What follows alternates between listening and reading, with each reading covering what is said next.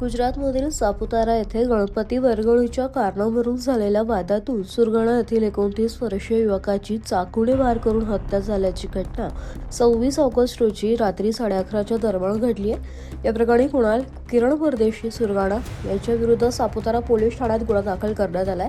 मृत युवकाचं नाव हेमंत उर्फ विकी सूर्यवंशी, वय वर्ष 29, राहणार होळी चौक बस स्टॉपजवळ सुरगाणा असे। पोलीस तक्रारीनुसार हेमंत व आरोपी कुणाल परदेशी यांच्यात मागील वर्षी गणपती विसर्जनाच्या वेळी वाद झाला होता। या जुन्या वादाचा राग आरोपीच्या मनात असल्याचं तक्रारीत नमूद करण्यात आलंय। 26 ऑगस्ट रोजी हेमंत हा त्याचे मित्र विजय खंबायत, माधव गवळी आणि राज गाडेकर यांच्यासोबत सापुतारा येथे मान्सून फेस्टिवल पाहण्यासाठी गेला होता। रात्री 11:30च्या दरम्यान सुमारास हे मित्र बडोदा बँकेच्या ATM जवळील पावभाजीच्या दुकानात गेले होते।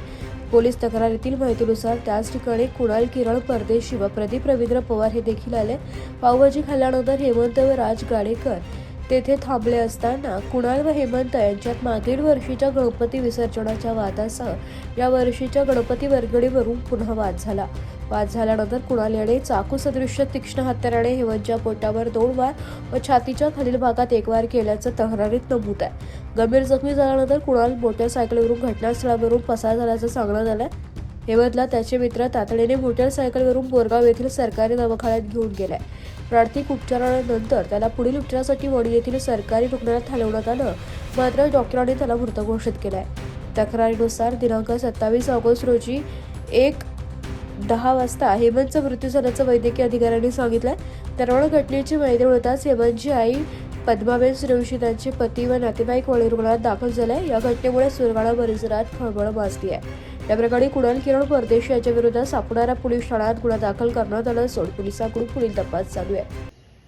ગઈકાલે રાત્રે સુરગાણા બાજુથી 6 મિત્રો સાપુતારા ફરવા માટે આવ્યા હતા, જેમાંથી 4 મિત્રો પહેલા આવ્યા, એના પછી 2 મિત્રો પાછળથી જોઈન થયા અને 6 ના 6 જ્યારે જમતા હતા પછી એના પછી 2 મિત્રો વચ્ચે બબાલ થતા એક મિત્રે તીક્ષ્ણ હથિયારથી બીજાને પેટમાં ઘા કરી અને એમને બાકીના મિત્રો વની હોસ્પિટલ ખાતે લઈ ગયા અને વની હોસ્પિટલમાં સારવાર દરમિયાન આપણા હેમંત ભાઈની ડેથ થઈ ગઈ અને આ જો છે એમની પહેલા પણ ગયા વર્ષે બવાલ થઈ હતી ગણપતિ વિસર્જનમાં અને આ વર્ષે પણ એમના ગણપતિમાં ફાળો આપવા માટે એમાં બોલાચાલી થતી હતી।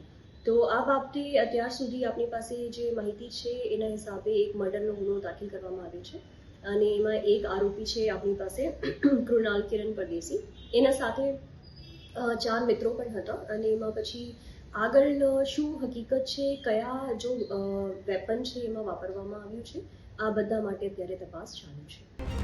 એસ મરાઠી ન્યૂઝ સાથે તાલુકા પ્રતિનિધિ લક્ષ્મણ બાગલ, સુરગાણા।